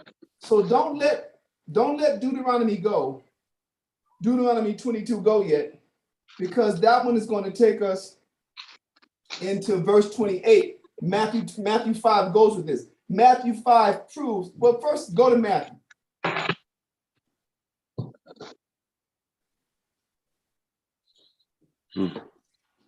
And call the verse up. It should say it had been said in old time, right? Something like that. Verse 27 says that, yeah. Okay, go ahead. Start there. Matthew 5:27. Ye have heard that it was said by them of old time, thou shalt not commit adultery. So that's what? Exodus 20 and verse 14. Go ahead. But I say unto you, that whosoever looketh on a woman to lust after her, have committed adultery with her already in his heart. So that sounds like it's saying if you look at a woman and you, damn, got to have that, then you done committed adultery. It's not saying that, although that's what it looks like. Christ just referenced the law before he said that. Now, the verses that we read go with Exodus chapter 20, verse 14. That means the conditions is that the woman, what was Deuteronomy chapter 22 and verse 21? What was the verse 23? What was the stipulation? Or actually starting off at verse 22. The woman, in verse 22, it said if a man lie with a woman that is married, that defines adultery. Verse 23 on down said what? That if a man find a woman that is betrothed, that's what? That's adultery as well. We just read it. And then the death was how you put it out. Only under the circumstance that if this thing took place in a rural area where the woman could have cried and there would be none to hear her, will the woman be absolved? All right. Now, how do we know this is not saying you look at it when you commit adultery? It's the same chapter starting off at verse 28. Let's go there. Deuteronomy chapter 22 and verse 28.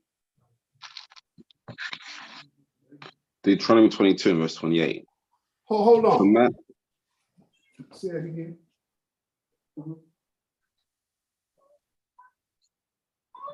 Okay, great. All right. All right. Do you think we try? You good? And it goes with that. Okay, yes. Okay. All right. All right. Go ahead on the answers. Deuteronomy 22 and verse 28.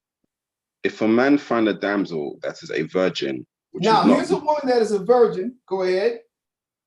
which is not betrothed. That means that when it says a virgin, that means she is of marriageable age. She's not married, but neither is she betrothed. That means she's not spoken for. She's not promised to anyone. Go ahead. If a man find a damsel that is a virgin, which is not betrothed, and lay hold on her, and lie with her, and they be found. So that means what? He clearly, if he laid hold on her and lied with him and he had sex with her, he clearly looked at her first and desired her. Was he had his eyes closed? Got to be technical. The scripture says, if I lay my eyes on him, I didn't see her. He's groping him. That's a woman. My brother, he saw her and he wanted it. Now, he didn't just rape her. People be putting that as rape. The term lie hold on, real quick, I'm going to show you what that means. What is that? Is that Exodus chapter what? Chapter 22 as well? Verse 15 and 16 or 16 and 17? Or Exodus chapter 21? What we're going to do is define what it means when it says lie hold on. Verse 20. Been teaching that this woman, a man can rape a woman. You just take a woman by force. Lie hold on doesn't mean that. I'm going to show you what it means. Is that it, Amiyetazar? Exodus chapter 21 and verse 16. Huh? 22 and 16. Okay, read it. And if a man entice a maid that is not betrothed. What did he do? We call it macking. He enticed her. He went to the club and he jibbed her down. We got all type of ways of saying it, right? He dropped his game on her. Be real. All of these things we talk like that. Oh, I'm sorry, I forgot what congregation I was dealing with tonight. You understand? We told me, man, I was jibbing at so and so. We make bets. We be making bets with the guy. I'm gonna give you, big guy. All right, I'll take you up on that. We compete. We see who can get it first. Yeah. The first one get it, everyone else get the sloppy seconds and thirds. Let's be real with it. So that's what he's talking about. Now you got niggas out there clubbing women in the head and taking it. That's rape and that's bring you death. When the scriptures in Deuteronomy says, and lay hold on her, it's talking about the manner in which he got her. And we'll say that, got that, man, I captured that. Boom, another notch in my belt, baby. We talk like that. But what did we do? We went and we had our game was tight. So it says if he enticed her, that means whatever he dropped on her, she goes for it. Continue on me at the Zah. And if a man entice a maid that is not betrothed and lie with her, he shall surely endow her to be his wife. Continue. If her father utterly refused to give her unto him, see, the father be like, no, but this is the law. If this man have humbled this other man's daughter, and the father cannot submit to his own will. He has to submit to what the law is concerning the circumstance that his daughter is in. Go ahead. He shall pay money according to the dowry of virgins. Now hold on. That means the young man that humbled this man's daughter has to pay money. It's called a dowry. And we're going to go back to Deuteronomy chapter 22 and get what the amount is. But we needed to come here to find out we needed to define what is laying hold on a woman. Is you convincing her, man? You might do it with money. You might just roll up and borrow your boy's car. All of those things that we did, man, to get that right woman. And listen, bro, I need to use your ride. Get your car. Yeah, shit, jump in the car for it. And you get it right in the car. Shit. Hey, listen, man, I gotta pay for to wash your car, man. I'm kind of, messed up your seats. Some of the stuff we did as unsupervised young ass men. Be real. And it wasn't right. Some chicks just require a Mustang. Others want something a little on the higher end. Me, I was a Mustang dude. Let me stop being stupid. I was in the ghetto. I ain't had no money to be buying no big ass cars. Anyway, brother, go there. Go back on the Yaktazah. So we've defined what it is to lay hold on a woman. It's not taking her by force. Go ahead, Deuteronomy chapter 22 and begin at verse 28 again, I believe. Deuteronomy 22 and verse 28. If a man find a damsel that is a virgin, which is not betrothed, and lay hold on her, and lie with her, and they be found, then the man that lay with her shall give unto the damsel's father 50 shekels of silver. So that's what it said in Exodus. It didn't specify the amount, but this one is letting us know the dowry for having humbled a man's daughter under these circumstances. Because had it been agreed with the father, it might have been at a greater cost. Remember when Jacob married Leah and Rachel, Laban got 14 years of hard labor out of it. Yeah. Y'all know, like a sentence, right, brother? Damn. It just came, Go ahead, I continue to read. Because he have humbled her, he may not put her away all his days. And see, that's an Israelite woman. You can't put no Israelite woman away just because you're tired of her or whatever your reasons outside of other than what the law justifies. Now, before we close out, I want to do one more verse on idolatry. So you guys got the basic sense and act of what idolatry is, even in its most subtle practice. But here's another form of idolatry. Go to 1 Samuel, get there. It might be 2 Samuel, let me see. Who knows where the Most High told Saul? Is that 2 Samuel or 1 Samuel? For I had it right on the tip of my tongue. For idolatry is as the sin of witchcraft. 1 Samuel. No, for stubbornness. Say it again. 1 Samuel chapter 15, verse 23. There you go. I kept wanting to say chapter 5. You read that, I'm yet to say 1 Samuel chapter 15. Now he said verse 23. But hold on, what did you say? Verse what? You said 1 Samuel, right? 1 Samuel. 1 Samuel chapter 15, verse 23. Okay, hold on. I want to make sure that's where I want to start. I was in 2 Samuel, and I was like, wait a minute, my book has something different. Hold on.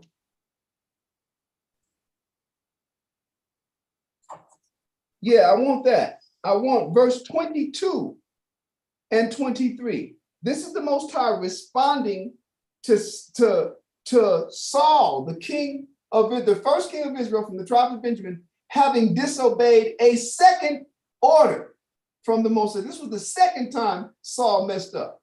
Go ahead, Ak. 1 Samuel chapter 15 and verse 22. And Samuel said, have the Lord as great delight in burnt offerings and sacrifices as in obeying the voice of the Lord. Yeah, because the Most High had sent Saul to the Amalekites, family of the Edomites, to slaughter all of them.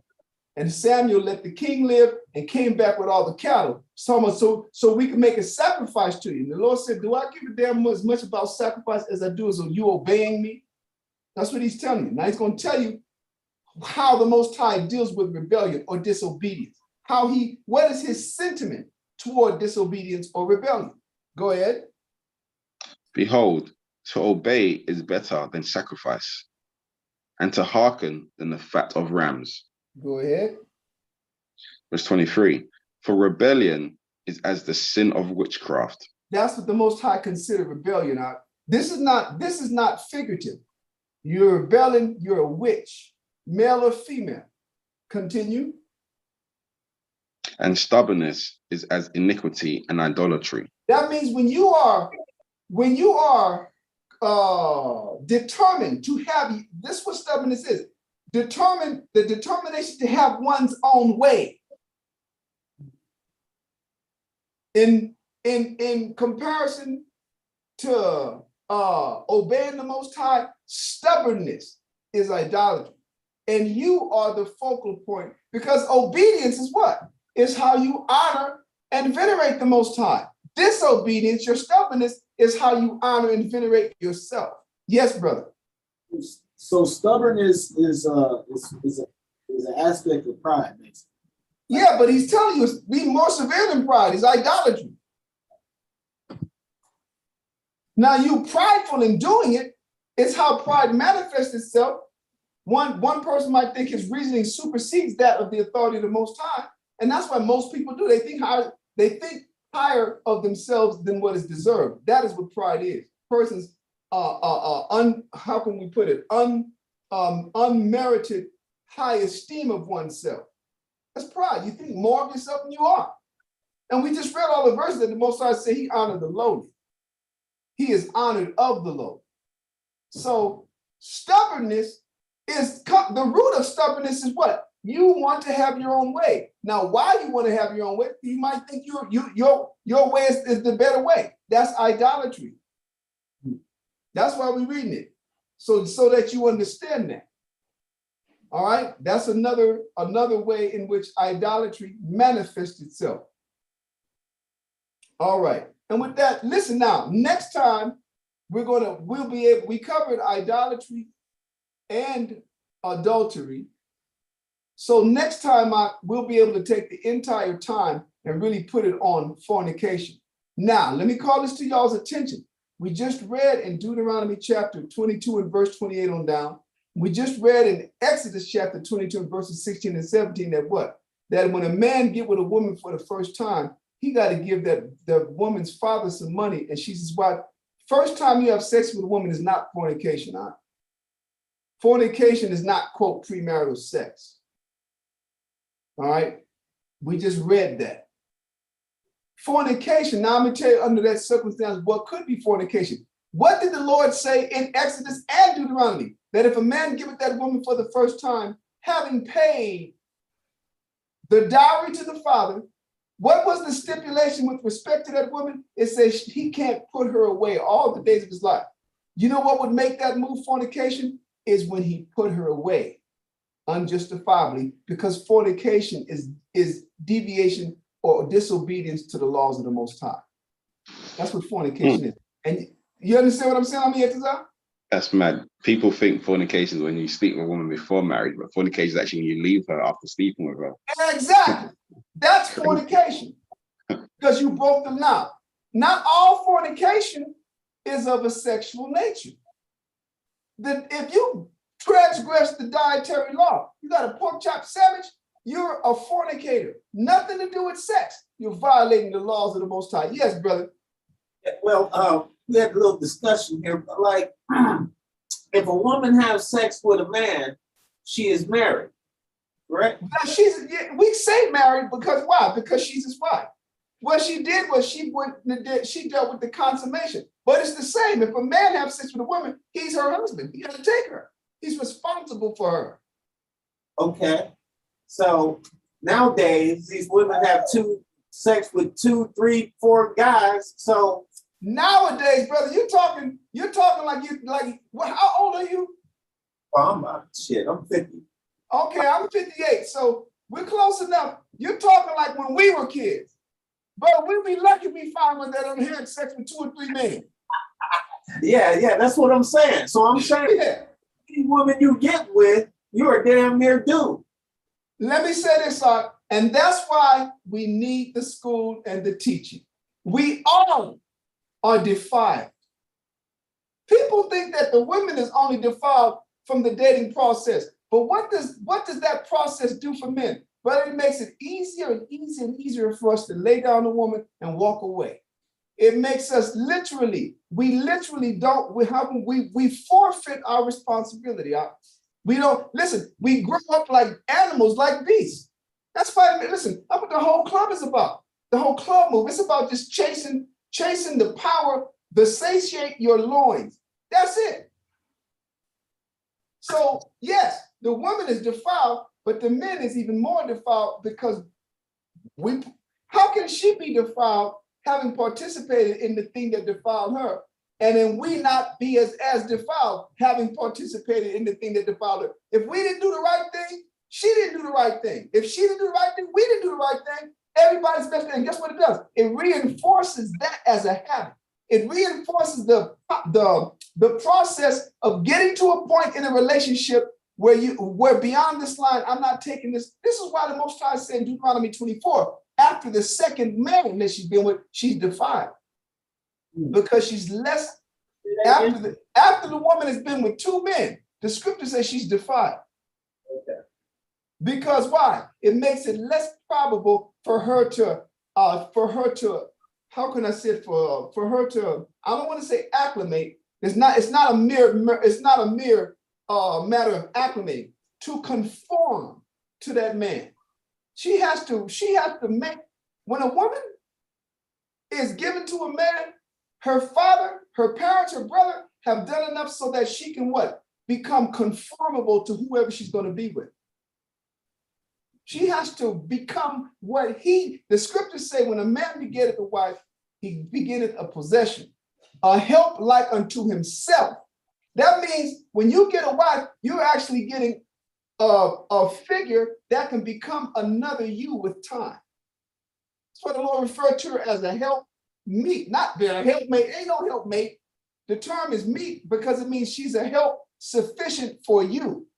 So she conforms to, she maybe came up making eggs and doing stuff for her father and her brothers, but now that she's got her husband, she's got to learn how to accommodate what it is you want her to be, not what she can do for you, what she has to be to become your what? Your better half, your other half.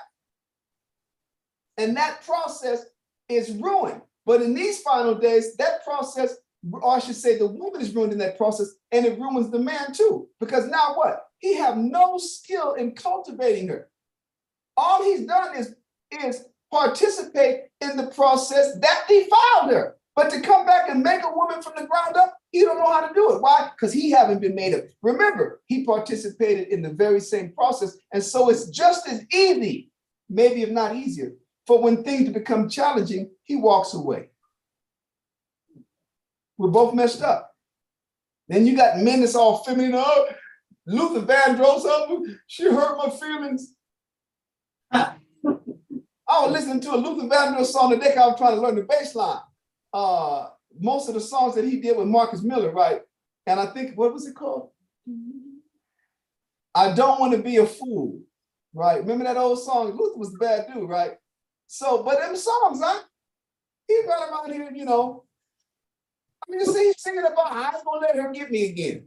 I don't want to be a fool again. I'm not gonna let them hurt me again. I'm not gonna let them kill me again, because I don't want to be a fool. Nigga, come to the school. You know, don't be a fool. Come to the school. Right? If Nancy Reagan can say no to don't, I can say don't be a fool. Come to the school. Because men, listen, the women are in their state because of the man. It's our fault. That's something that in Israel is a very harsh. It's a hard thing for men to set up and say, who set this ball in motion? It wasn't Eve, it was Adam, and the Most High punished him for it. He said, because thou hast hearkened to the voice of thy woman. Adam knew. The fecal material didn't hit the fan until Adam acquiesced to Eve. That's what happened. So when the scriptures say, through woman came sin, through the woman came the first sin, and through her we all died, it's not saying she was responsible. It's saying when we follow her. Look what happened to Solomon. We just read it. He followed them and died ingloriously. They're going to be women. They're there so that we can exercise our manliness, our wisdom, our authority. If you don't have that, you don't become a man. Hear what nobody say. You don't, when I say man, I mean you don't mature. Your maturity, it has to be what? It has to be exercised and practiced, and that's how you grow. That's how the Most High gift you with those faculties through experience. And so we don't listen. That is the let's say the pitfall of having grown up in a society that is anti-Christ. That means everybody. That's why the scriptures say when a ruler, if a ruler hearkened to lies, all of his subjects, all of his servants are what? Are crooked. What? How does it say? All servants are wicked. Are wicked. We just wicked. Why? Because we're following him. So I'll leave y'all at that.